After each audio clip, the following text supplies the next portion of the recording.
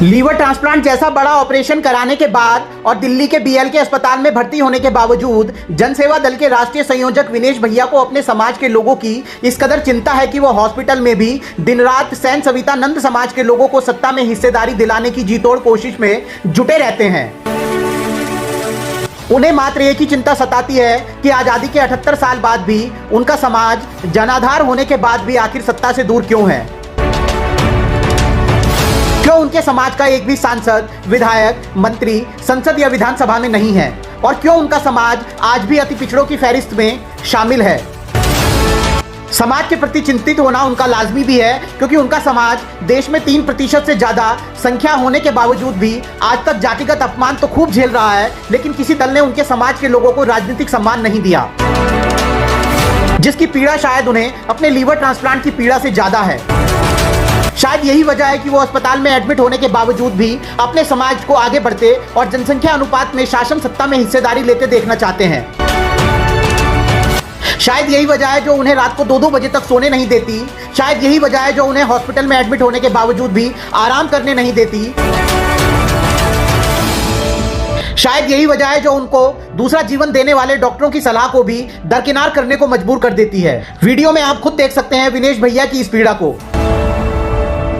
आज जनपद फतेहपुर की जनसभा को उन्होंने अस्पताल में एडमिट रहते फोन के माध्यम से संबोधित किया और जनसभा में बड़ी तादाद में जुटे स्वजातीय बंधुओं के समक्ष अपनी इस पीड़ा को बयां किया।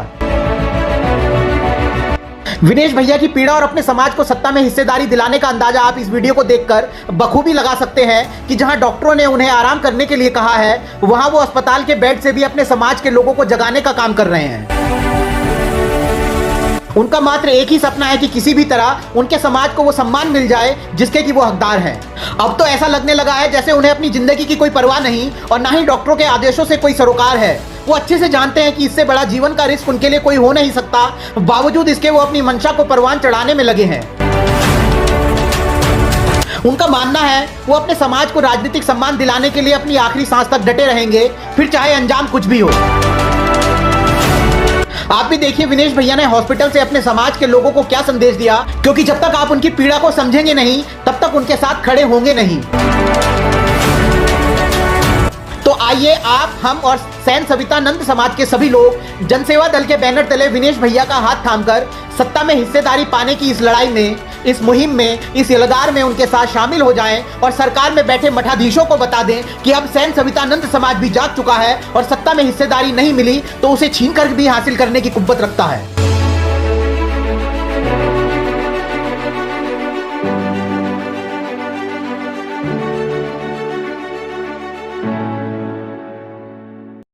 साथियों, उत्तर प्रदेश में जो जलजला उठा है, हम लोगों की संख्या भले ही लोग कम मानते आए हों, लेकिन मैं दावे के साथ कह सकता हूं कि जिस तरह से आप लोग आज जुटे हैं, मुझे आशा ही नहीं विश्वास है कि ये विनेश ठाकुर, ये आपका छोटा भाई जो विजन लेकर के चला है, इसको आप लोगों तक, आप लोगों को सत्ता तक पहुंचाने का काम करेगा।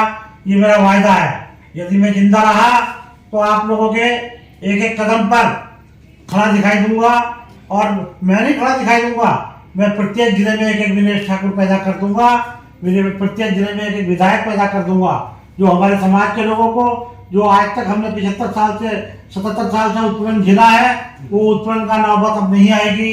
आने वाला समय नंदवंशियों का होगा, नंद समाज का होगा, सैन समाज का होगा, सविता समाज का होगा। ये मेरा आप लोगों से वायदा है।